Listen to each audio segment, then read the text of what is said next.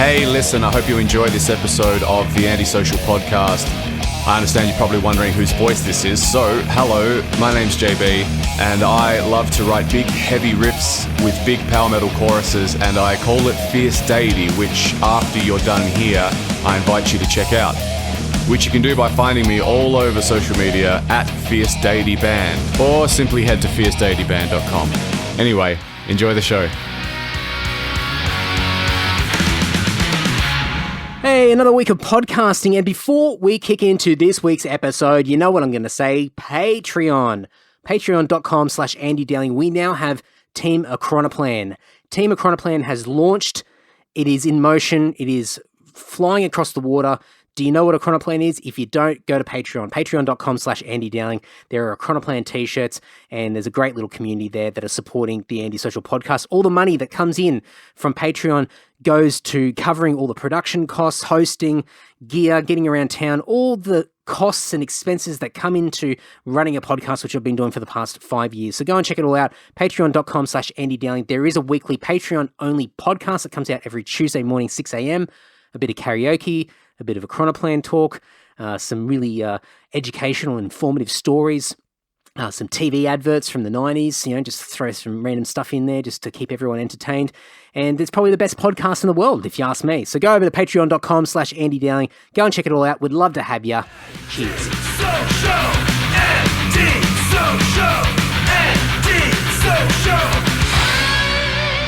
Welcome back to the Antisocial Podcast, episode 254, and this week's episode is covering two of my all-time favorite topics, metal and beer. And I can't think of a better person to have on the podcast this week than Matt McGachy. Matt is the vocalist for Canada's Cryptopsy, who have been around for many, many years, and he's also the host of the podcast called Vox and Hops, where he talks about craft beer, has a bunch of metal musicians and people from the music world on the podcast to talk about beer, life in the music industry, and all sorts of other topics as well. An amazing podcast. He's an absolute legend. I had a ball talking to him. I recorded this early in the morning here in Sydney, and I thought I'm not going to let time restrict me from really immersing myself in this conversation. So any excuse for a drink, I cracked open a beer, and we had an absolute cracker of a chat. And you can go and check out Vox and Hops by going to voxandhops.com. Go and check out Cryptopsy if you haven't already. You should already know this band, especially if you're in the metal world and you're a metal fan, but go to cryptopsy.ca. And of course, both Cryptopsy, Vox and Hops, Matt are all on the socials. So go and check all that out in the show notes over at andysocial.net and andydowling.net. And of course, whatever you're listening to this podcast through right now, you can click through in the description. There should be a bunch of clickable links in there as well. But enough crapping on from me. Please enjoy this great chat with Matt McGachy.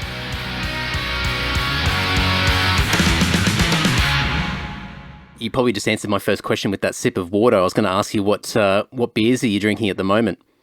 No, I got beers going. Okay. Good stuff. I'm ready. I made a last minute switch, and I switched one up for this one. Hey, nice one. Well, when I was listening to the podcast he did with Mick, in the back of my head, I thought, you know what? It's going to be early morning, Sunday morning here in Australia, and I thought, oh, well, I won't have a beer because, it's a bit too early. But then I heard Mick, taking one for the team and having one in the morning. So I thought, damn it. All right. Fucking right. So I can hear my wife cringing in the next room over hearing the sound of this tin cracking. But yeah, cheers. Cheers to you. I'm going to start with, see, I changed everything. Yes. Irma Session IPA, 4% from Bira Vieira Maison. Fantastic little brewery here in Montreal. Very small, actually, but just banging out excellent products. Cool. Well, I've got a Stockade Brew Co. Pale Ale Flight Path. Little plane theme happening there. I've become a little bit obsessed with planes this year, especially during COVID. You develop all these weird interests, and planes has been one of them for me. So I took a liking to the picture. That's one of the things with craft beers, unfortunately, is that sometimes you just get sucked in by the packaging first, and then the taste becomes secondary. But obviously, over time, you develop your preferences. But that's a pale ale, pretty straightforward sort of beer. But yeah, it's not bad. Very cool. And it's true that the branding is super important in the craft beer market. because there's only so much space on a shelf, right? So you have to fight for that attention. And then if the beer inside it sucks, I'll never buy it again. That's right. But at least they got that first sale. They got that first one first, yeah. Yeah. But it's kind of like, I've talked about this quite a bit on the podcast with like metal covers, album artwork. We went through this period of probably the early 2000s where that really horrible CGI artwork, that slap it together sort of really shitty Photoshop kind of stuff was being done. It was sort of like this dialed in artwork where art was just not interesting anymore. It wasn't a priority because, we're going through that Napster era and, downloading, and people weren't buying music anymore, all these narratives. And so people were like, well, what's the point of investing in artwork when no one's buying our music anymore? And so you've got this era of like metal bands that just release just dog shit album covers, like just horrible stuff, man. But like in more recent years, in the last couple of years, I mean, especially like extreme metal, I mean, just the amount of like just killer artwork is just, I mean, it's like the craft beer equivalent, Now you've got these amazing artists out there who are doing these just incredible pieces of work for extreme metal bands. And you get sucked in by the covers, and it's great. And sometimes you listen to something, you go, wow, that's impressive. And then other ones you go, wow, that's actually not very good at all, but the artwork's amazing. So same sort of deal. It's crazy, the oversaturation of the music industry and the amount of bands out there. I've been like perusing ever since I switched to Apple Music versus just buying music. I find that I like stuff much less. I feel like I was more committed to it, so I would force myself to listen to it to like it more. You know what I mean? Like you buy an album and you spend, let's say, 10 Canadian dollars on it, and then you're just like, but you would take the time to let it grow on you. Versus now, I give it, you get one track if you're lucky. If I'm not into it, if there's like a certain element that of the vocal I don't dig the vocals, I'm like, forget it, gone, never listen to it again. Yeah, and I think now. I was watching some of the guys on Twitter ranting about this, where release days now are Fridays, and one of the biggest motivations for people to release on Fridays now is that's when Spotify does their new curated playlists, their new release playlists. So everyone's trying to get onto the new algorithm that Spotify's created, and so that's actually changed the behavior of when people release music now. So like, it's true, because it just happened. It just sort of happened. It was always Tuesdays, and then all of a sudden it was Fridays. Yeah. And I feel like there was no announcement. There was nothing. It was just all of a sudden on Fridays, because I remember being confused when it happened. Yeah. Well, I got schooled by somebody in sort of the PR world, and I was like, "Oh, just release it whenever." And they're like, "No, you gotta make sure it's on a Friday." And it's like, why? And so I started looking at all the upcoming sort of release rosters, and they're just all bucketed on the Friday. So, but now what happens is that you're going to have like 50 releases that come out on a Friday, just purely in sort of the metal space, let alone everything else. Yeah. And so Friday just gone, like we had some killer Australian metal stuff that came out, but then AC/DC was also out on Friday, and a bunch of and so how much attention can you create on these days? So I think you'll probably start to see people rebel against it and go back to like a Tuesday or a Wednesday and just try and cut through the noise. Because I think even like your Metal Sucks and Metal Injection and all those guys, I mean, they'd probably prefer to get something in their inbox midweek rather than on a Friday with 200 other press releases. Yeah, just wait to this post-pandemic release schedule when all these bands that are working on records right now are finally putting them out. They can't tour, so they should be writing. It's going to be hectic. Yeah. Are you guys doing that as well? We were actually already writing when the pandemic hit. We were actually in a cabin in the woods when Trump pulled the switch in March and banned all international flights. We were like totally immersed in this cute little cabin in the middle of the woods. Total winter. It was an icy disaster to get there, but it was totally worth it. We drank a bunch of beer, had a great time. We were like super hyped on everything. I had a bunch of stuff in the works for Box and Hops. Donaldson, my guitarist, was going to fly to Florida to do Nail the Mix, which is a huge thing for producers. And then everything was just like finished, So we're working on a record. We're still not finished it, but it's headed in the right direction. It's definitely extreme Cryptopsy with a new flair, of course, but while staying within the realm of Cryptopsy. Yeah, cool. Sounds good. Do you guys, I guess with what you said before, where this post-pandemic world where eventually things start to open up and we're going to see the floodgates open, and there's going to be good elements to that, and there's going to be some real challenges as well.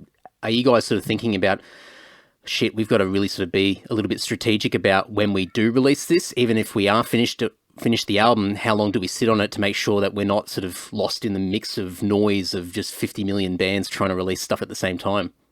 Yeah, I totally agree with that. We signed to a label that same weekend. We actually signed the contract, and we still haven't announced it yet. I've been saying that for so many months now. It's frustrating, but so I guess the ball will be in their court when it's going to come out. But I would agree that it would probably, everyone's going to have to be very strategic with the releases, and then to try to get it so that you can, have space and get heard and try to break through. And hopefully the music will talk and do that for ourselves. But I know in the modern world, you have to be strategic for sure. Yeah. And I think even for sort of where we are in Australia with touring, we're not going to be able to tour anytime soon. I mean, it's always hard to tour anyway, being in Australia, but I think the way that we sort of handled the pandemic and coronavirus and all that sort of stuff is we've really just locked ourselves off from the rest of the world. So I can't see, I'm seeing mates of mine who are booking European festivals and European tours next year, and I'm like, I don't know, guys. Don't know. Yeah. Don't think it's going to happen. That's a topic that I've spoken about a bit too. Are bands just booking shows and rescheduling stuff, knowing that it's going to be canceled again, just so that they appear active because they've released something? I don't know. Yeah, I don't know. Maybe it's a good reason to.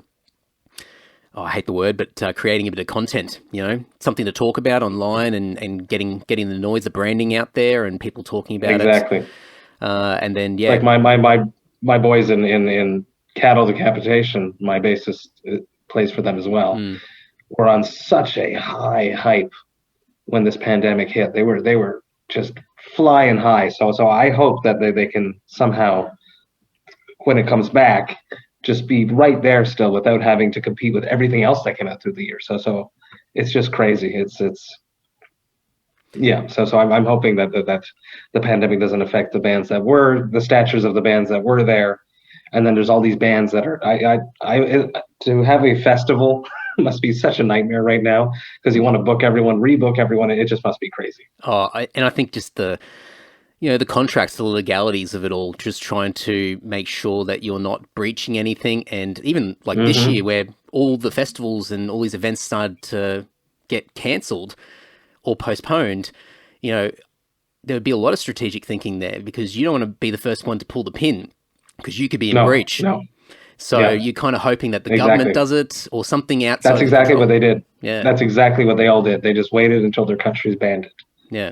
And it was exactly for that, because they didn't want, there's a lot of money involved in these guarantees and that's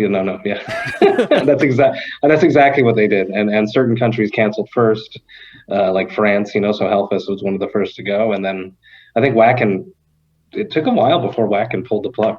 Yeah. Yeah. We had Download here in Australia for the second year, and they were like last minute. And they were copying a lot of bad press. I mean, even for me, not sort of connecting the dots initially, I was thinking they're not really putting the people first. They should be cancelling it. And then I sort of eventually connected the dots and thought, no, this is outside of their control. They've got to wait. And basically, once our government started to put those lockdowns into place, that they could actually be free to go and make those bigger decisions. Because otherwise, I mean, especially to have so many international bands coming down to Australia, the cost of that alone, let alone whatever performance fees there are and everything else associated with it, it would not be a good idea to make the first move, that's for sure. No, and I'm not scheduling anything for quite some time. I just don't see the point of it if it's going to be canceled, the stress of it. And I want to wait until everyone is safe at my shows and I'm safe traveling to my shows, and I don't want to bring anything home and have to quarantine. It just sounds ridiculous to me. As a musician, we all hustle and have day jobs. So imagine taking off the time to go do a tour, a 3-4 week tour, then you come home and then you have to quarantine for an extra 2 weeks. It ends up becoming a 6 weeks off thing. I don't see it being feasible. No, not at all. Do you think that there's going to be more sort of internal tours that are going to happen, like those internal, like so in Canada where, you know, you guys have a touring circuit within Canada, but maybe that becomes more of a focus point for Canadian bands where for the next year or so, more focus just gets put in the backyard where that band's located?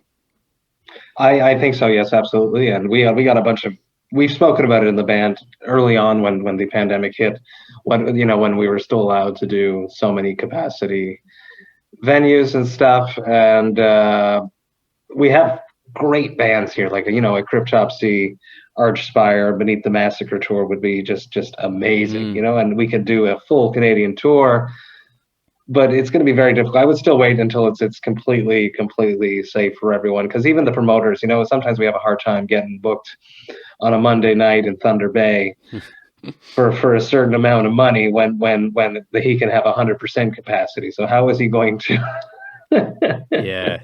be able to afford a full package if on a Monday night in Thunder Bay if he can only have 20%? I don't get it. So I think everyone should just wait. I'm going to come out of pit retirement once the pandemic is over and we can have shows again, you know, because we're all so starved. But I think we should wait. I think there's going to be a few bands who won't want to wait, and if anything, they're going to be the canary in the gold mine. They're going to go out there and be the test case to see what works and what doesn't, and the rest of us are going to sit back and just watch and go, okay, take notes. Yeah, don't do that. Maybe do. There are people out there gigging. Now, for sure. Yeah. It's definitely still happening right now, and that's people that, you know, there's a bunch of people that don't believe that this virus is as impactful as the rest of the world does. So that's their beliefs, and let them go do that. And I won't go to the show. No, it's interesting here in Australia because each of our states and territories are very segregated. So they've got, you know, we've got our own different governments, and so where I am in Sydney, in New South Wales, we've come out of a lockdown. We've still got a lot of restrictions in place, but it's almost gone back to normal to an extent. Masks aren't mandatory. It's kind of recommended in more closed spaces. Gigs can happen, but in limited capacities, and you have to sit down. So it's great if you're seeing a bit of an acoustic show, something a bit chilled. Yeah. You can chill out and have a drink. But a metal gig, oh man, no way, bud. What an anticlimax! No way, no. See, I had Randy from Lamb of God on the podcast early in the pandemic. And he was like, do you think anyone's going to sit still when I start playing Walk With Me in Hell? You know, this is Walk With Me in Hell. Nobody move. It's impossible. It goes against the nature of our music. And it's not a gig that I'd like to play. No. So, you know, I once played, this is funny, with my band before Cryptopsy, 3 Mile Stream. We played a hard rock cafe here in Montreal, which no longer exists, on Crescent Street, which is this like super hip street. And we were playing while people were seated and eating food. It was a disaster. What a horrible, horrible show. I don't remember much of the show, but I remember it was horrible. So that was like a precursor to what a COVID seated limited space show would be, because there was almost nobody there too, you know. So, oh man, hilarious. It's such an energy kill. I mean, the whole reason why a lot of us get up on stage is that you're feeding. It's a back and forth between the crowd and yourself, you know. And so if the crowd's getting into it, then you sort of up the ante and put a bit more into your show. But if there's no movement and everyone's just sitting down, it's tough. It's tough to rise above it and try and pretend that you're playing in front of that packed room that's vibing with you back and forth. But you know, it happens. We've all played a shitty gig now and then. Ooh, yeah. It definitely happens. But you know, we got to play for the people that are there. It's not their fault that the promoter didn't do their job, or you always know you're in trouble on tour when the promoter, you get a message from the booking agent and he's like, the promoter wants you to share this on your socials. Oh, that's always when I'm like, the night's gonna suck, or that night's gonna suck. Someone didn't do their job. They want us to do it for them, you know. I was gonna say, as if us sharing a post on it in Facebook is gonna change anything. with the algorithm that chokes every post we put out. Oh, that's it. And I love the old Facebook events where it's like, oh, there's 300 people RSVP'd. Interested. Yeah, maybe give a quarter of that. They could possibly be the people going through the door on the night. Yeah, maybe. Yeah. Absolutely. Is there any shows from years gone by that sort of stick out as those like just absolute disaster gigs where you just sort of rocked up and gone, shit? Yeah. And it came up in a memory on Facebook. Just the Cryptopsy boys won't be happy I'm talking. We played a small city. We were doing like weekend tours, hitting like stuff that we don't do anymore. We've put our foot down and said we don't want to do these tours anymore. So we would sort of do like these weekend tours around now so that we can, play a bunch of gigs in smaller cities outside Montreal and get some cash for Christmas. So it was really, this is the whole purpose of of these shows that we were doing. And so we don't do that anymore. It's not good for our brand. We played in Granby. And I apologize to anyone that was there, but the PA was absolute garbage and it exploded. Nobody could hear me. The stage was like this high, and there's a dude that's like well known in the scene. It has like a YouTube channel. It's up on YouTube there somewhere. Wow. Of this gig. It was horrible. That's probably one of the worst gigs. And then there's another one, same sort of situation. We were on tour with Disgorge USA and Jungle Rot. Yeah, right. And cool. These awesome, cool dudes called Matricide. I feel like that's the right tour. And we pull up in this place in Germany. I wish I remember the name. It was in a cornfield. There was nothing around it except for this venue. And we walk in, and it was okay, small but okay. And I think it was a door deal instead of a day off. And there was 5 people that showed up, or like 15 people that showed up. The food was atrocious. We had to take a shower, and anytime there's a shower, we got to take a shower, right? So it was it was so scary. and then as we're playing, or like early in the night, the opening band, who was a local band, shows up like at 7:15. They were supposed to play at 7, let's say. 7:15, they walk in and they're pissed because we won't lend them our gear. But they stay the rest of the night, and while we're playing, they heckled us. But that's probably one of the worst gigs that we've ever played on tour, for sure. And the old man was super. The owner of the building was like an ancient man. I wish we had. My tour manager Megan. We talk about this all the time. Yeah. Oh man, that reminds me of there was a show. I was a roadie for so the band I play in, Lord, used to be called Dungeon. So it's like sort of thrash metal, heavy metal, power metal, sort of all mixed in together. But Dungeon did a tour in Europe with Megadeth back in 2005, and great tour. It was really, really good. And towards the end of the tour, we were just getting along with the crew and management and the band. It was really great.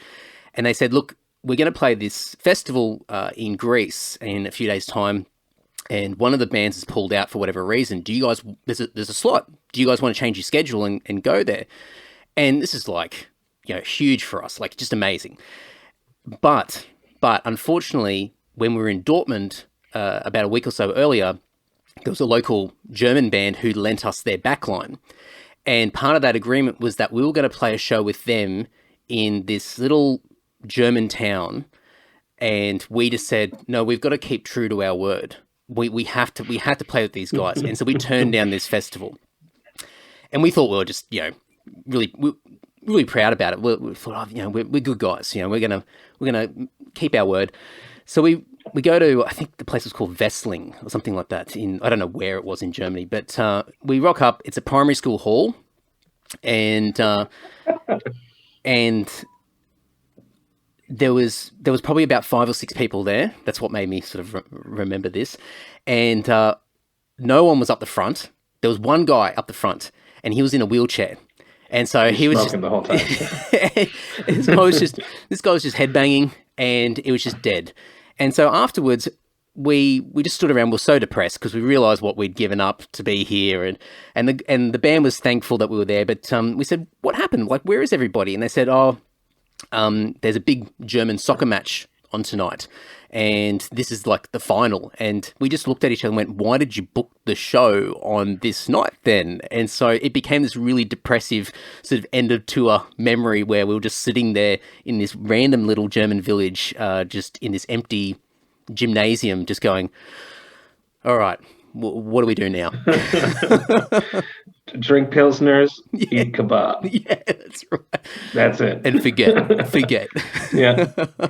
Drink till you forget. But then you got to get on the airplane and it's ridiculously long and that suffers. Yeah, absolutely. I do not miss that. I don't like airplanes. No. Not that I'm afraid of it. I just hate having to sit there. Anyways, I don't miss that at all. Yeah, I think one of those things which was definitely not a sustainable approach with air travel was I would just drink so much at the airport before we get on, and then I'd take advantage of the free drinks on the international flight, and then I'd just pass out. But then you just wake up and then your body clock's out of whack, you just feel like shit, and then it's take you probably about a week once you get to your destination to sort of come back to normal. So yeah, it wasn't the most sustainable approach, but yeah. No, and you'd fit in with Cryptopsy because a few of us have that technique as well. My first time going to Japan, I got drunk and hungover on the same flight. You know, quick drink. That was fun. Yeah. Yeah. What's It was fun.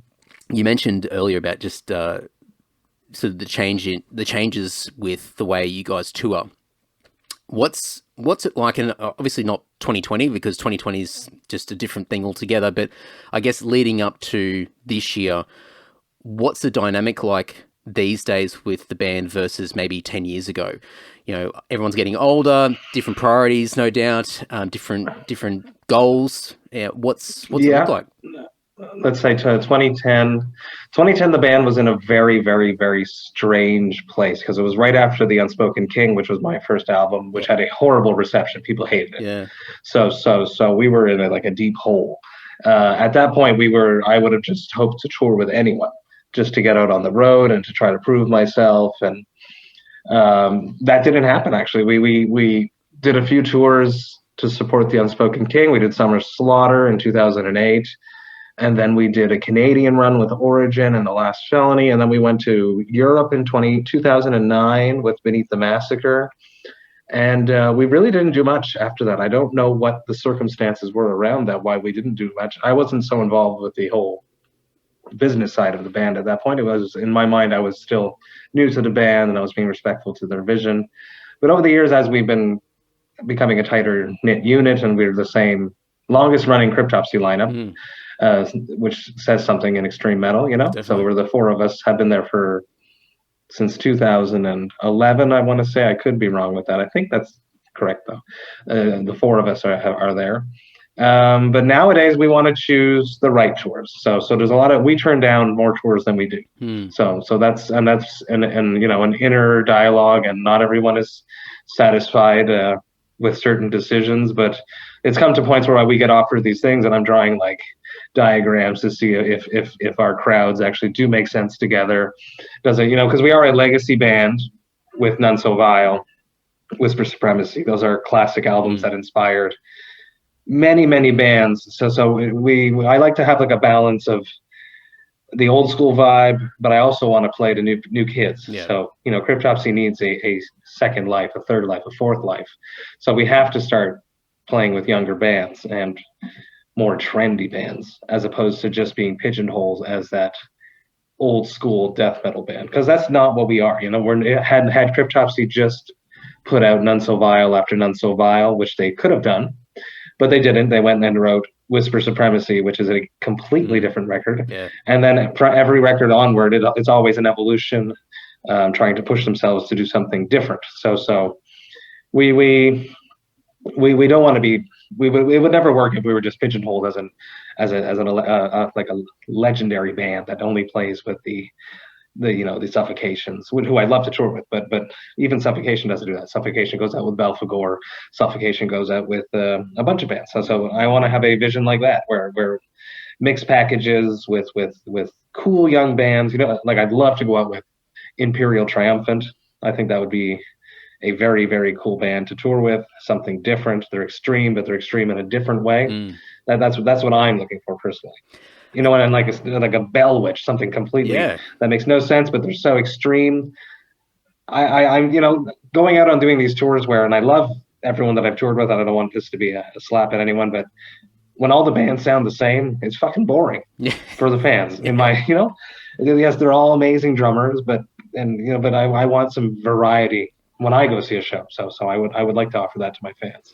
The band that does that well is like Cult of Luna. Yeah. They put, you know, eclectic lineups that brings in a bunch of different people, and it's sort of like road burn every night. I think that's cool. Yeah, I think that contrast, like as a, you know, someone who attends a show, to be able to see that contrast and hear that contrast between the bands just makes each band stand out even more. I mean, even for us as, you know, a band that's been pigeonholed as a power metal band for years, and we've got lots of different elements. I mean, so it's hard for us to even sort of categorize ourselves. But, you know, if we do a power metal lineup, then it's, I mean, geez, talk about long in the tooth. Like it's a struggle, you know, and you only get, you know, there's only so many power metal fans as well. So if you can, for us, like we cross over really well with thrash.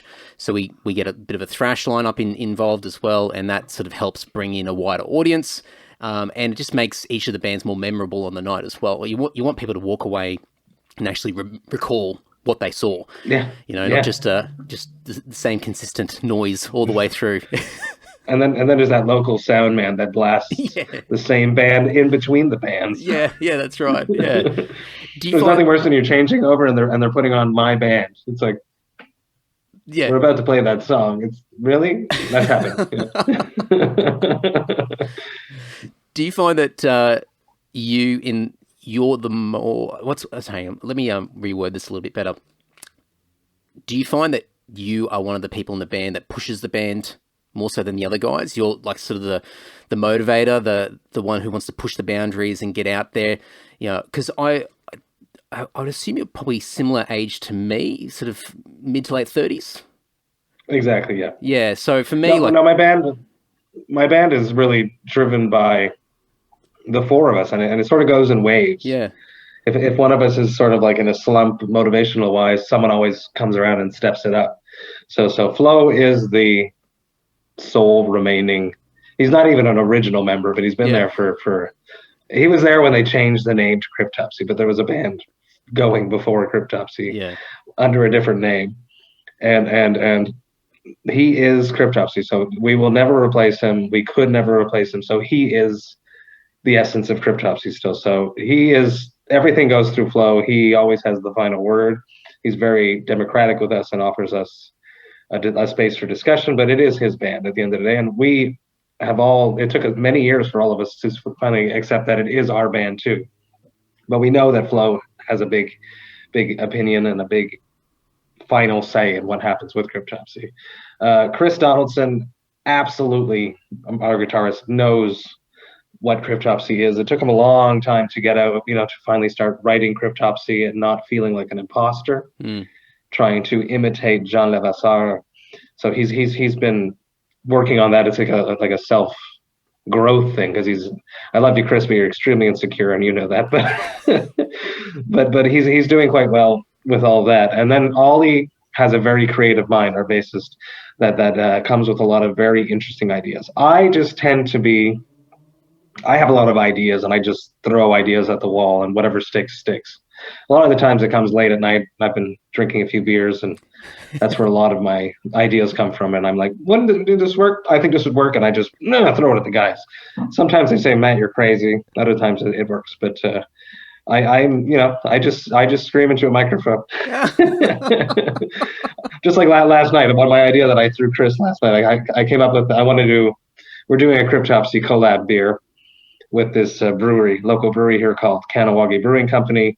And during the summer, the brewer, Drew Stevens, who I've had on Vox and Hops a few months ago, he wrote me and he said, all he said was Cryptopsy.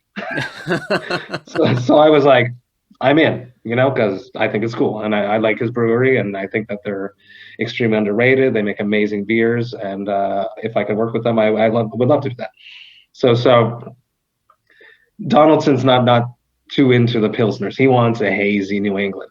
So last night I came up with the idea. We have a song called Detritus.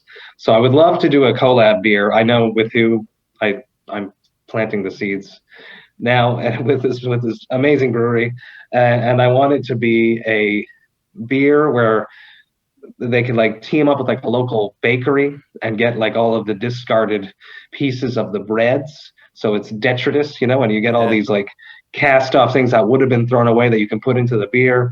For the hops, it could be whatever like leftover hops they have from other bags, like just like a little bit. It doesn't matter, just mishmash and call it detritus, the New England IPA. That's what I want to do. So that's where my late night ideas come from. But I have become, there's the word hustler. I work very hard. I push very hard all the time for the podcast, and equally as hard for Cryptopsy, but it's a little bit easier for Vox and Hops because it's me and my wife, and we get things. It's like a discussion and it's an answer. Cryptopsy, there's a lot of discussion before you can get anywhere, and sometimes it just never comes back. Well, it's very similar to me because, in our band, we're a legacy band in the sense that we've been around for a long time. A lot of albums that we put out, and we've got probably not so much internationally, but at least in Australia, we've got a good following in the metal scene. And Tim, our front guy, he's there. He's been there since day dot, since 1989. It's his baby, and everything goes through him. But for me, I think I've sort of carried the flag a little bit with sort of pushing them in different directions and sort of getting ideas over the line and sort of trying new things instead of just sticking to the old. So for you, like I'm very similar, like sort of late night ideas.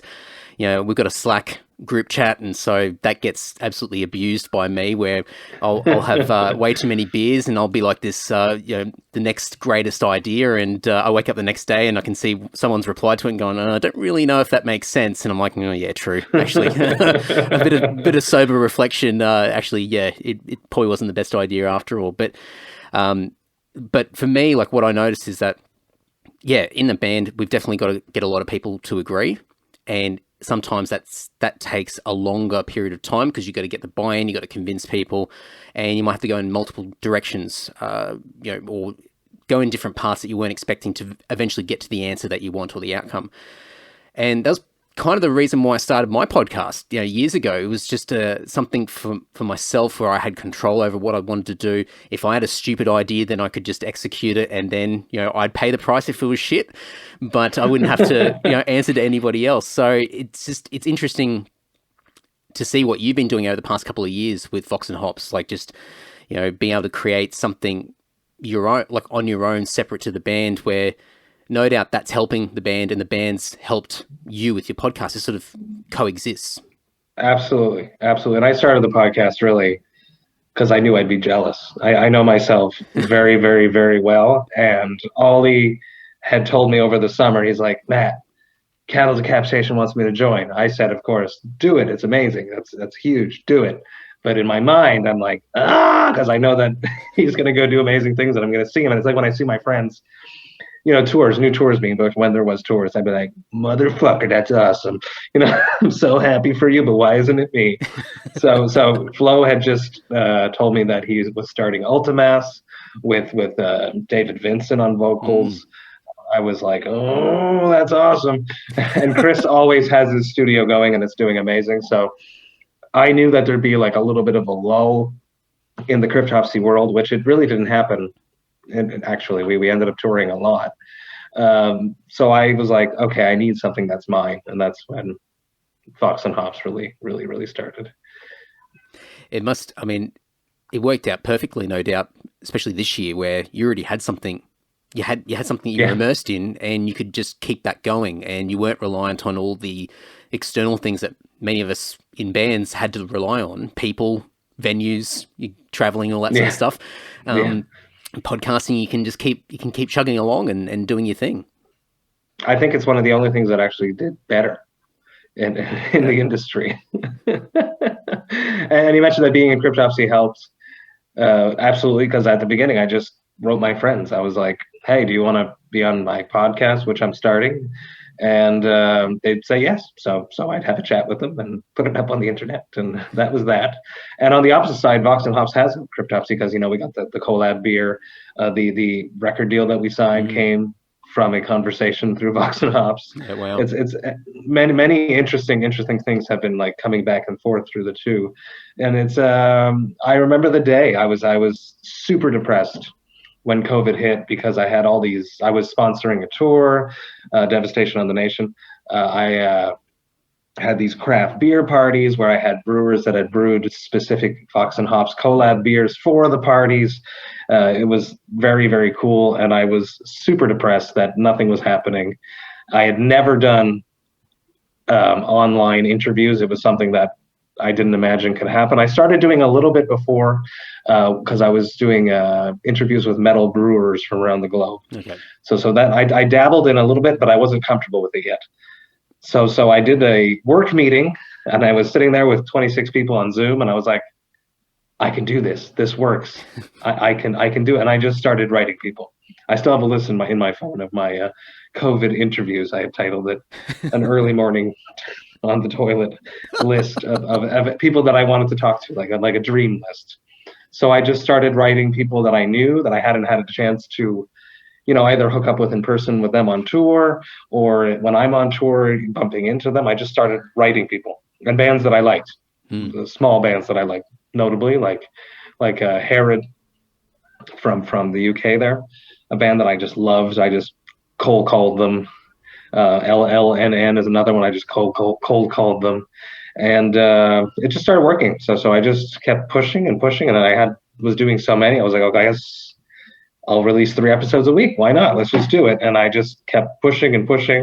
Now I've scaled down to 2, but I have to slow down for my personal sake, because I'm back at work now, working, a steady 40 hours a week, and I got the 2 kids, and it's a lot. And it's actually at the point where then the publicist found me. That's really when things really started to explode, and I just get offered to interview a bunch of people, and I like to help and do as much as I can, and I like to have a beer and share a beer with people. So I normally say yes, but now honestly I'm booking 2021, which is crazy. It's things are working. It's fun, and I love it, and I love doing it. And my relationship with the local craft beer people here in Montreal has been great. Shout out to Bira Bar à Bière Maison, because they hooked me up with this beer to share with people during my interviews and on social media. So I'm cracking a new one. This is a Francesco. It is a porter with coconut. I've had it before. It's absolutely delicious. With you going to like Zoom and doing things online, did you have a little bit of, was there a little bit of social anxiety with sort of doing it remotely? Or do you even get that just with doing the podcast up until that point? Because I think for me, like, if I'm talking to a musician, usually there's a bit of a common ground there, and it's a bit like-minded. But there's still people that, even for me, like, I'm overcompensating notes. I'm like panicking before we start, and once you start talking, it's completely fine. Do you have those same sort of initial thoughts before starting an in-person or a Zoom one, or just in general? Absolutely. In person, it's a little bit different, because I would go to the venue. And then typically I would, if it was downtown, I would walk with the artist to a pub called Le Saint-Boc Brasserie Artisanale. I miss you guys. You guys rock, and I can't wait to come back and hang out there again. And then they would give me a beer for free, and I would drink it and record an interview there. So I've done that countless times. So we have like that walk time to chit chat. Yep. And that cuts the ice very much. Like Michael Hammett from Arch Enemy, I had that chat and walk with him, and he's like, "You don't have a car?" And I'm like, "No, you can walk with me. It's like right there." And so moments like that is great. With the Zoom, I remember the first ones. I was terrified that the technology wouldn't keep up with me, or that it would lag, or that it would crash. I think the first one I did was Dustin from August Burns Red, and it was a technical disaster. Yeah. We started in Zoom, we went to Skype, everything was garbage. It was and I lost half the interview because the file and it was a nightmare. And then it just started getting more steady. Now I get nervous, like, are they going to connect? I have that moment where I sit down, and I've had those. It's happened a few times where I sit here and nobody comes. Literally connect. Like, okay, I thought you meant exactly connecting on a personal basis. No. Yeah. I launched the thing and I sit there by myself. I got my beer, I got everything ready, and I'm looking at myself, and I'm like, okay, I guess he's not coming. So that's happened. And then there's times where that's happened, and I just start working. I start editing the podcast, and I just leave the Zoom open. Like Sebastian Bach, when I did him, I was nervous, and I'm nervous whenever I do big artists that I don't know. Sure. So I definitely get nervous, and sometimes people like Sebastian Bach, he was amazing, but I've seen interviews where he can be very nasty. So I was hoping that it would be good, and it was good. He was very, very nice and super, super cool. But he came like 20, 25 minutes late. But I just waited, and I was working, and I was like just about to get up to go drink my beer on the couch, and there he was. So yes, I still get super nervous, and I feel like if I didn't have the podcast and this moment, and it's a question that I always ask, is how do people fill the void of not being able to perform? I feel like this is how I fill my void. I feel like that feeling right before I have to go to the bathroom, right before.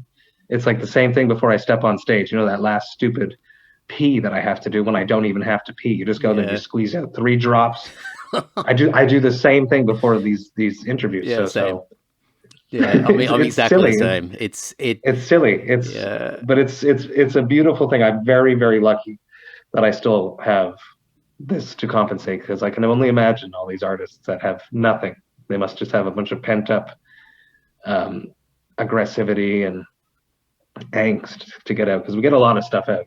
And then when I finish, I have sort of like I guess the dopamine rush fades down, and I'm very zen, which is very nice. It might be the beer too. Yeah, the beer might help. Yeah.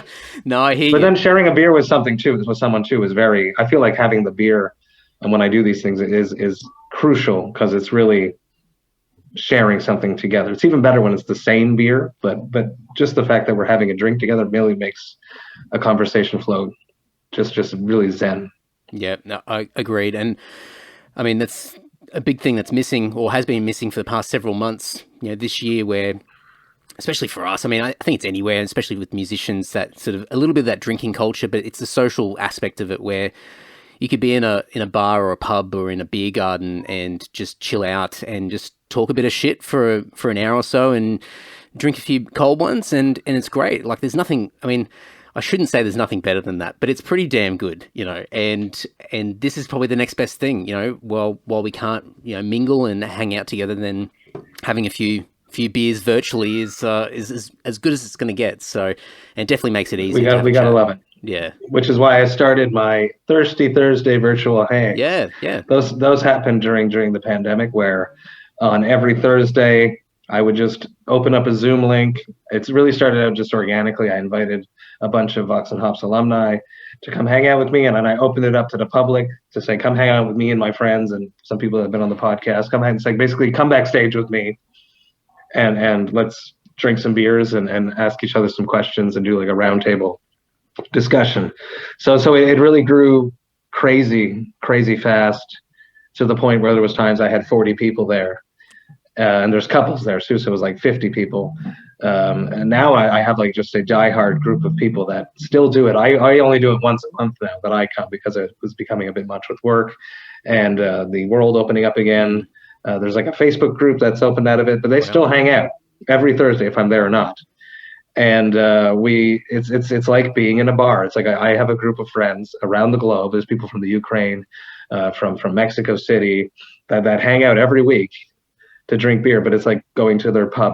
It's really what they've equated it to. Their local pub is now the Thirsty Thursday gang. I could have never ever paid someone to make this idea up for me. No, like a marketing person, But I have these people that they're just amazing. They're like family to me. I've hung out with them more than any of my friends I have throughout this whole year.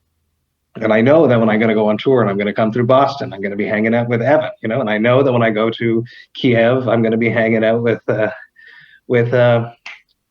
Ironworker is his name on the Zoom chat. So it's crazy. It's crazy. I could have never imagined that this happened. It's like a virtual version of Cheers, like where everybody knows your name. You just rock up. We talk about metal. We talk about it's really cool. Yeah, there's been a whole bunch of people sharing personal lives. It's really nice. When you started the podcast a couple of years ago, and congrats on getting to 200 as well. The other day, it's pretty cool. And actually, just a quick side note. You put up a post and you mentioned it in your 200th episode where you had a breakdown of like how many guitarists and drummers and crew workers and all that sort of stuff. And yesterday, over a few beers, I got an Excel spreadsheet out and started doing my 200 plus people, just trying to work it out, and it got way too complicated. But I'll post something eventually, but it'd be completely ripped off from you. So thank you very much for that great idea. But no, mine's completely not accurate though. I really just did a rough thing. I was like at work I work in a daycare, right? So it was like nap time, and I'm like looking at my computer, and I got like on a piece of construction paper. I have it here actually. I think I do, yeah. On like, and I did, just. Oh well. Just like little lines, and that's really how I did it. But, so it's completely not accurate, but it's rather close. But I need more bassists, is what I realized when I did that. I think I have. Yeah, I saw a few people go, "Hey, you need a few more bass players on there." Yeah. Yeah, it's crazy. Eh? It's crazy. A lot of drummers for some reason. There you go. Oh, they love a chat. Sometimes it's because a lot of drummers end up like are the face of a band. Have a big personality and like to talk a lot. Bassists are normally the quiet guy in the back that just, and I don't know if that's that works universally, but from what I've seen, yeah, I think they seem to be a bit more restrained. Yeah, I think, especially in extreme metal, I think the drums are always like a very sort of it's a big focal point, and a lot of personalities have come from that part of the band. I mean, some of the most famous, extreme metal musicians out there are drummers when you talk about big names. So that kind of makes sense. And I guess, after that, it's probably guitarists after that with, all those riffs. And then I think it sort of goes from there. So I can appreciate sort of a bass player sort of in extreme metal might not be as vocal or as front of mind as some of those other guys. But I always try as me, I play bass in our band. And just from a power metal point of view, I mean, I've got two guitarists that just shred all the time. So I just do whatever I can to compensate. Just, hey, look at me. So I'll, strut around on stage, do something dumb. Yeah. I love it. But the question I was going to ask you is, I guess, with these virtual hangs and the collabs that you're doing and the branding and everything that comes with Vox and Hops these days, how much of this was front of mind for you when you started a couple of years ago, where you sort of thought, I've got an idea of where I want this to go. I've got this theme, big into craft beer, and I've got some sort of goals in a direction I want to go. How much of it was already there, or how much of it just happened out of circumstance, out of just natural sort of progression? A lot of it just sort of happened, but I was at Heavy Montreal because Heavy Montreal presents an episode a week since August, and Heavy Montreal is one of Montreal's premier metal promoters. They put on a bunch of crazy shows throughout the year, and they host a huge metal festival every summer here in Montreal, and it's really, really well done. It's a fantastic festival. So I was at Heavy Montreal when I asked Daniel Reno of The Agonist, who was my first guest. Like I knew I was going to do this, and in my mind I knew that I wanted to be associated to Heavy Montreal. It's something, being from Montreal, they're huge here. So, and especially huge for me, getting to play Heavy Montreal a few times. I loved it. Going to it, I loved it. So I knew that I wanted them to do something with the podcast. I didn't have what is happening in mind, but I knew that I wanted to go and do media there. I wanted to be involved with them somehow. The craft beer collab is, you pick up a can there and you look at the branding and you see it, and there's times that I would see this as a collaboration with someone. I was like, oh, that's cool. And then my friend, first time it happened is I picked up and I saw BAOS podcast, and I was like, oh, that'd be cool one day. But it seemed very, very far away. And I remember I interviewed Craig from the BAOS podcast, and on the way back I was like, so how did you get a collab? And he was like, I just asked them. So, and I was like, okay. And I I didn't. That still seemed very, very far away. So when I started getting collabs done, it was really just that. I just asked him. So he was right. So it's a lot of happenstance and a lot of imagining, those late night couch beer ideas, visions. Who knows? You have to think it to make it happen. So when and I've had mottos for the podcast. At first, it was the illusion persists. So that was the fact that I would look like the podcast is doing really well. So I would just keep fronting and just keep going. It didn't matter how many people were listening. Yeah. Throughout the second year now, it's just keep going, don't stop. Yeah. But and it really just comes like from walks with my wife, because we have a lot of our business meetings. We have kids, right? So they take up a lot of our time and mental space. But when we're out walking, we have like business meetings and or talk about ideas. And then that's where these mottos come out. We're just like, just keep going, just keep putting out quality content, don't stop. It's gonna work. And we were lucky this week that we signed to a podcast network called Sound Talent Media. Mm. That's something that just happened a few months ago, and that's totally happenstance. I never imagined. Actually, no, there was Jabberjaw Media. When I launched the podcast, I wanted to be on Jabberjaw Media. That was like a goal of mine, because the X-Man from Doc Coyle was on that, and I listened to him, and I thought I would love to be there one day. And then lo and behold, that Sound Talent Media acquired Jabberjaw. So It's they merged together. It sort of worked out. Yeah. It's still new. It's a young network, so I'm excited to see where that goes and what happens. So I still have that visions of cool new things to come, but just one step at a time, one episode at a time, one chat at a time, and one beer at a time. Yeah, I like that. Yeah, I think it's the big thing that kept me going through those lulls where you question yourself going, oh man, like, is this really worth my time? Like, I'm spending a lot of time, talking to people, editing, promoting it. And is the needle moving enough? Is it moving quick enough? But then I look at, and then you're sort of comparing yourself to other podcasts out there and you're thinking, oh geez, they're doing really well. Or it looks like they're doing really well. And then you go on Chartable and you're like, yeah, it's a different story. How's he doing on Chartable? Yeah. Okay, no, he's not doing that good, actually. Well, the big thing that got me going kept me going, I should say, is that so many people would start and they would they'd be aflame and get all the attention, get all the fanfare, but then they get X amount of episodes in and then they'd stop and they're gone. And that was always in the back of my head. And as you said, just keep going. One episode at a time, just keep going. And I think the longevity aspect of it helps. And I think that sort of helps with the long-term branding, because I think a lot of people, especially these days, there's so many different things going on. There's so much stuff competing for your attention. And I think the longer that you're around, the more familiar people are to you, which increases the chances that they're going to feel comfortable to want to listen and check you out if you're still hanging around. So like even today, like I've been doing it for 5 years, and I've got mates of mine who have only just started listening in the last week or so.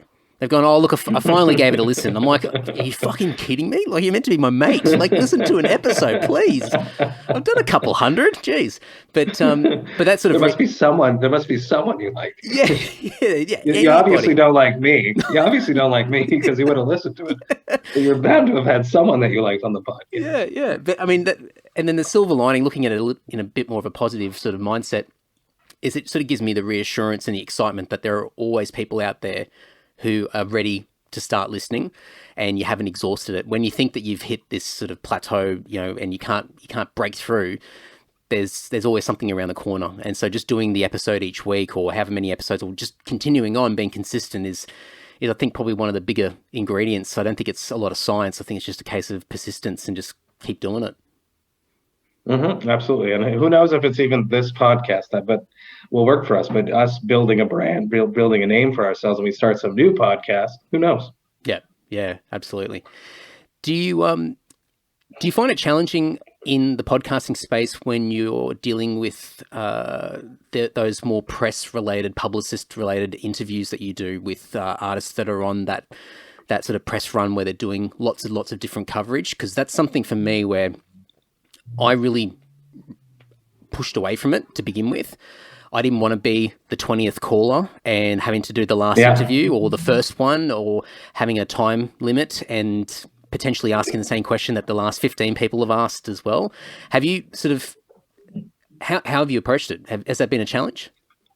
Whenever they send me the grids there of pick your time, I'm always never available because it's always during the day. So I'm like, well, that's not going to work, but I am available at this time. Yep. So a lot of the times they have to meet me already. And then because of the beer, it's already different. And I never, ever ask. I feel like I try not to, especially being, we're musicians. We know the shitty questions. I never ask, how did the band start? Why the name? And then I, like 25 minutes into the interview, let's do our due diligence. Let's talk about the new record. And I always just try to hammer out something quickly and then go back into something more fun, because I know how it is. But the time limit shit, I don't like at all.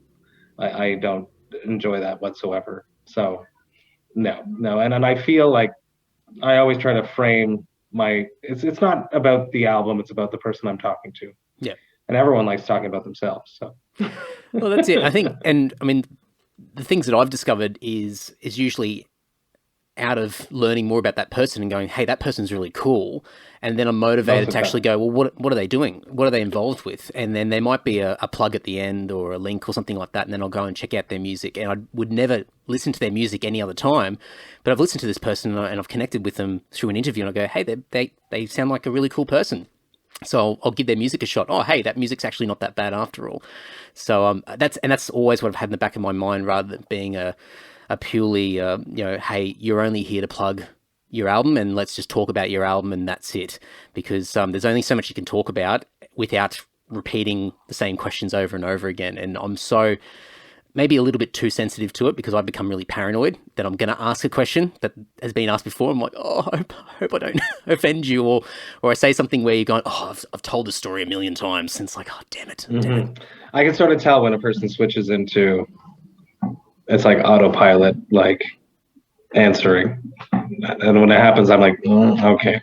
But it's okay. They can't tour right now. So they have to do all the press that they can. The label will kill them if not. So, well, I've definitely found it's easier to pin people down at the moment, and so that's been an advantage with podcasting. So that's been really good. So I haven't been short of people or trying to track people down. It might be different when we're all back out and about and busy again, but I think that's been a bit of a silver lining. Absolutely. That was the other click that I had with the Zoom thing. I'm like, everybody's home. No excuse. I can get them all. That's why I got Randy from them. I'm like, I got him. There's another exhilarating thing with the podcast is like booking. It's very interesting. Like I get very excited when I book someone. Yeah. Someone big there. I'm always like, yes. But I can't tell anyone because it might not happen. I've jinxed myself so many times. I've told like friends, I've gone, hey, I've got this person. I'm going to do a podcast with them. And then it just doesn't happen. Like it gets cancelled, it gets moved, and then they become, they don't respond anymore. And you're just like, oh, then it's like, oh, what happened to that guy? Like, no, it didn't happen. No, it's coming. Yeah. I had someone, I won't name names there, but I had someone cancel on me 4 times. Oh. It's like, get the hint now. He was yeah, basically. He was a big one for me because he would have been the first artist whose picture I had on my wall when I was a teenager. Wow. Yeah. Not that I'm a fan of what he does now, but or really of what he did there. He would just looked interesting. So my dad used to bring home these magazines and I would cut out the pages and post them on my wall, and he was up there. So I was going to tell you that, but you didn't come. So after the 4th cancellation, it's like, I might not push this one anymore. I might just... No, it was through a publicist, and she's a sweetheart, but she was like, let's just let it rest. I'm like, yeah, let's, please. For my own sanity, please. Don't break my heart again. No, because we do all the prep work, right? We're ready. There's not only the written prep work, there's a whole mental prep work. When you go to sit down with somebody, you have to connect with them. You have to stroke their ego a little bit to make them open up to you. It's like a flower. Yeah, it takes time, doesn't it? I mean, those short, stabby interviews of 5 or 10 minutes, I mean, that's where you get those really stale Q&A formats, And I always say to, mates of mine who are publicists, I go, look, man, the conversation doesn't really kick off until about 20 minutes in. It's just, and that's the normal conversation. If you go to a bar or a pub or something like that and you meet someone for the first time, you got to do the small talk. You got to test the waters. You got to suss them out a little bit. And then you start getting into the conversation after that. Then it's like, now I'm getting to know you, and it becomes a bit more natural. But yeah, if you're on those press runs, 20 minutes is usually the ding, ding, ding, ding, we're over. And it's like, I only just got started. That's horrible. No, that's never happened to me. No one's ever cut me off. I've been lucky. Yeah. Have you gotten better with the whole rejection piece, as far as being told no or not getting a response from people, or sort of going through that process of asking, to have someone on your podcast and just not getting the response that you wanted? No, I honestly don't care. It's more of like, okay, let's just move on to the next one. I do, for the past few weeks, I was doing 3 to 5 a week, which was too much. So I always have just more stuff coming, to the point where something this past week I had something scheduled with someone that I love, and it didn't work out. They gave me like a day, and I was like, oh, that doesn't work. How about in the future? And then we just never communicated again, and I had forgotten, because there's just so much stuff going on. So I have to catch up with that. But no, if it's not a fit, a lot of the time it falls into this. A lot of people don't drink or don't know anything about craft beer, and that makes them afraid. They think that I'm just going to be like talking about hops the whole time and what hops do you like. But it's really just sharing a beer together, sharing a drink together. And I've had many sober people on the podcast before, and there's not an issue whatsoever. But a lot of people that I've gotten no's from, or maybe not no's from, are framed around the alcohol. So how have you approached some of those guys who are bigger names, who are very public about being sober for quite a few years, and I know you've had quite a few on the podcast. Were you hesitant to begin with when you first started having these people on, or did you have a sort of a frame in mind of how you're going to approach the conversation with them? Because the podcast, your branding is beer, and for some people that might be a bit of it might be something that they just want to stay clear of. Yeah, but I know that a lot of them do partake in non-alcoholic beer, and it's about craft beer, Vox and Hops. So there are some great craft beers that are non-alcoholic. Yeah. And I'm actually planning right now and scheduling. I'm going to be doing a sober February for Vox and Hops. Wow. This is the first time I've said this, and I'm hooking up with brewers that make non-alcoholic beers, and I'm trying to schedule some interviews with some big people that don't drink, and share non-alcoholic drinks together. That's a great idea. That's cool. And it's it's a balance for myself too, because I get a lot of deliveries from breweries that I like to take pictures of and rep the beers, but it at the end of the day, it ends up being a lot of beer. I need a bit of balance in my own life as well. I think Vox and Hops will do well sober February, but I will do well as well. Yeah, good stuff. It's got benefits all around. Absolutely. Well, one of the last things I was going to have a chat to you about is a big question around beer drinking, and I think it's about that balance. I think probably one of the only things that really slows me down with my fitness are these lovely beers. And I'm a keen walker. I'm always walking every day, but walking only does so much. So I guess the question for you, and you look like you're a pretty healthy guy. So what's the secret sauce? I mean, from a fitness point of view, what do you do to try and maintain that balance?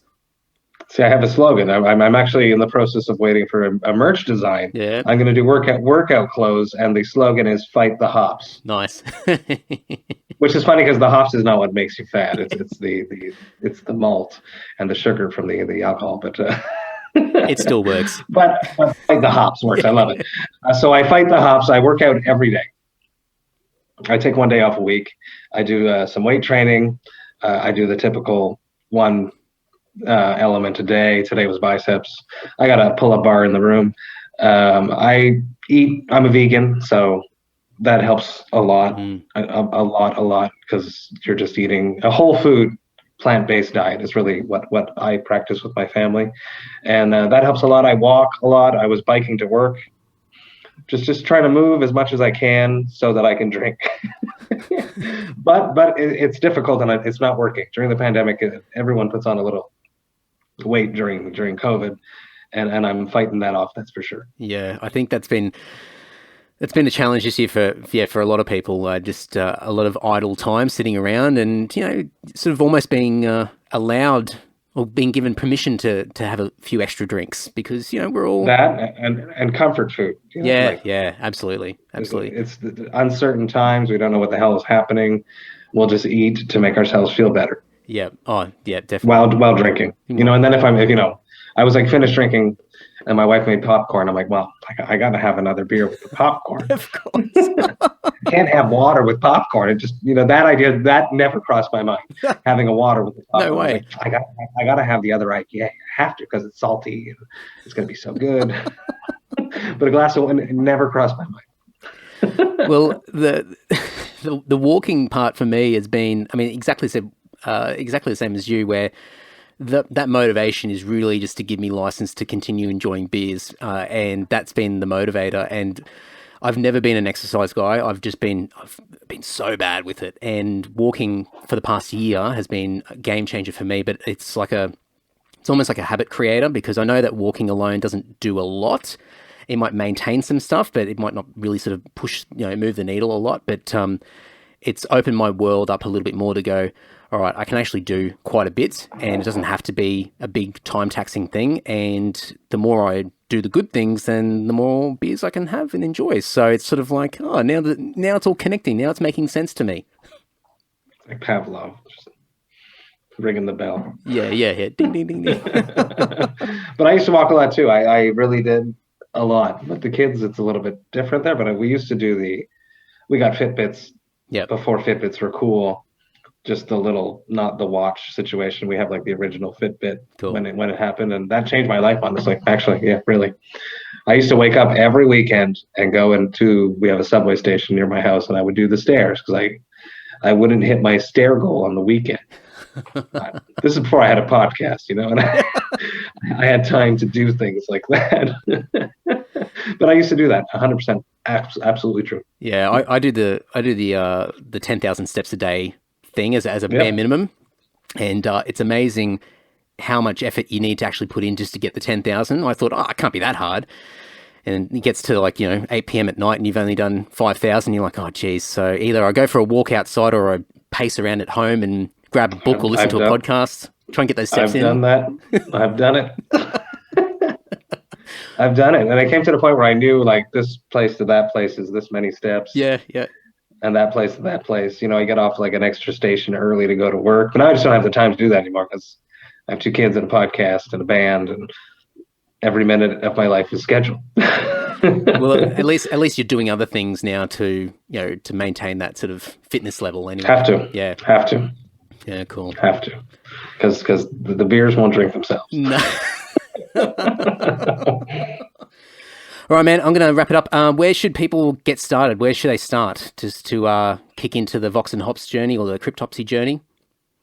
Perfect. Yeah, if you want to go check out Vox and Hops, it's available on all podcast platforms. You can go check it out at www.voxandhops.com. Everything is up there.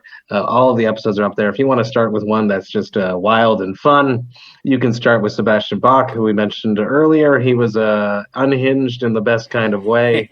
I also just released my 200th episode with Michael Stane of Dark Tranquility. That's another great one. You can go back and listen to David Haley's episode, which came out last year, your local metal hero. He's amazing. And there's a whole bunch of, there's something for everyone. I've interviewed Jordan from Distant Tomb. Go check out that too. Another Australian legend right there. So and Cryptopsy, you want to check out Cryptopsy, you go to cryptopsy.ca, and that will redirect you to Facebook because our website sucks right now. Well, I'll have everything. And if you want to start with Cryptopsy, you got to listen to None So Vile, Whisper Supremacy, and then make your way to the modern stuff. Listen to the Book of Suffering, Tome 1 and Tome 2. That would be my suggestions. Yeah, cool stuff. Awesome. Well, I'll put everything in the show notes, of course, as always, for everyone listening. So nice and easy. Just they can stab their fingers against the screen and click through and say hi to you. But Matt, thanks Thanks so much, man. Really appreciate it. And any excuse to have a morning beer, thank you for giving me permission. I'll explain to my wife afterwards. Absolutely. Just don't stop. No.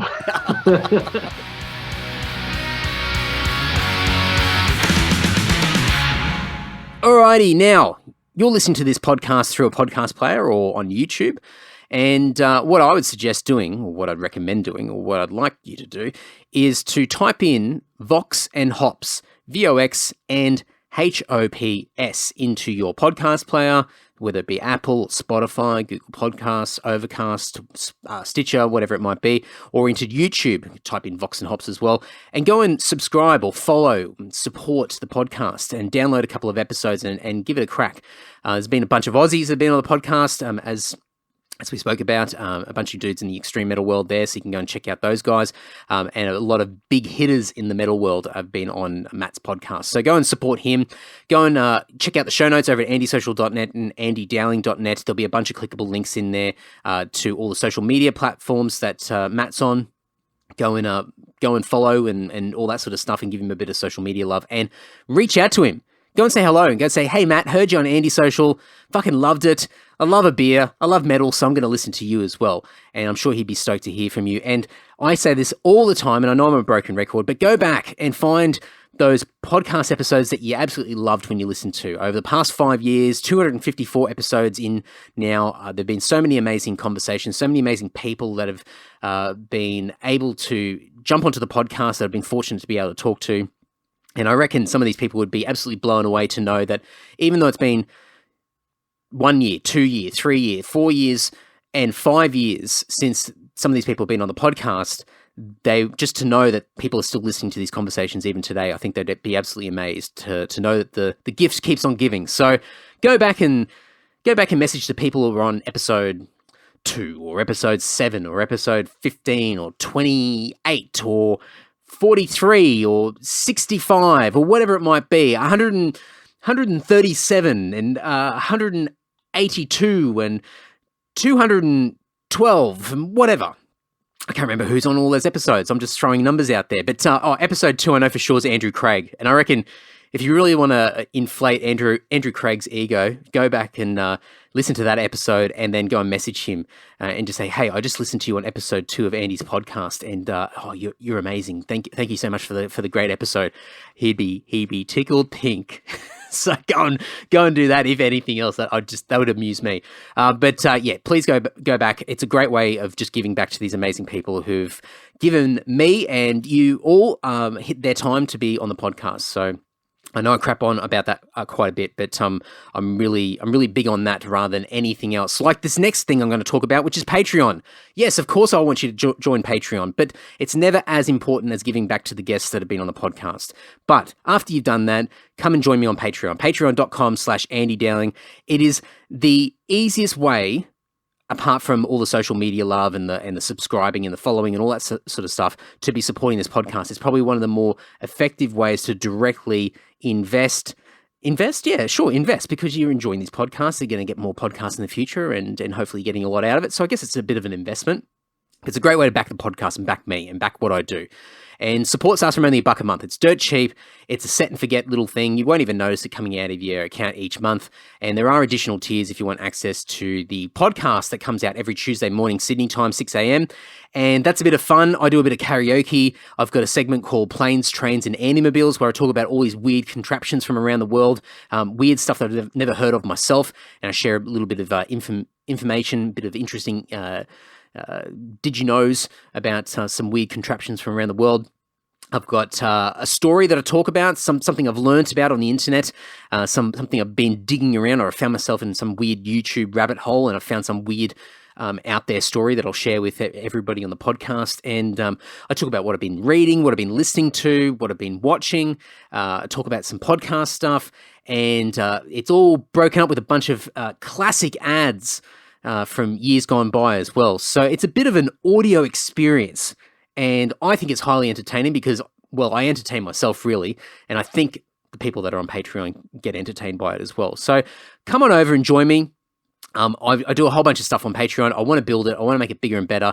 I'm very close to upping the ante and getting this podcast to 2 guest episodes a week. I've crapped on about that in the past. I'm not going to crap on about it again, but come over to Patreon, support it, get me to the first goal, and then I'll start upping the ante and getting a bunch more legends on the podcast over the coming weeks, months, years, etc. So there you go. Patreon.com/Andy Dowling. And in particular, thank you so much to the people that have been supporting so far. As of recording this outro, I'm at 29 Patreon supporters.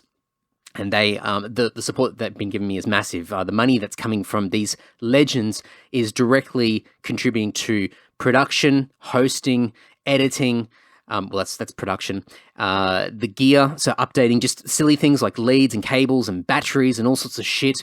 And as we start to come out of the lockdown restrictions, I'm starting to look into getting around town, at least here in Sydney, or getting people over to my little pad here in Pyrmont and doing some podcast episodes as well. So I'm really looking forward to sort of getting back out there and doing more stuff. And the money that comes from Patreon just motivates me, supports it, takes a bit of that financial burden off my shoulders, and lets me sort of focus and hone in more on getting more and more fantastic guests and having these great conversations. So thank you in particular to my social circle tier and my I still need to write this down what the tier means, but what it's called, but it's something like We Need to Talk tier.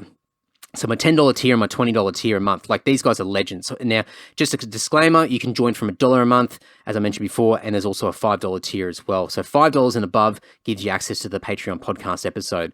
But in particular, thank you for my $10 and $20 tier guys.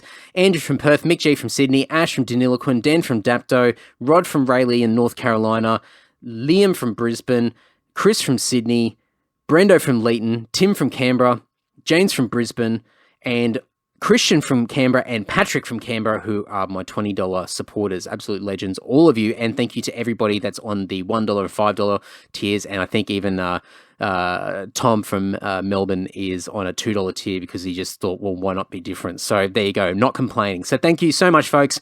That's it. Another week of podcasting done. Enough fucking rambling and crapping on from yours truly.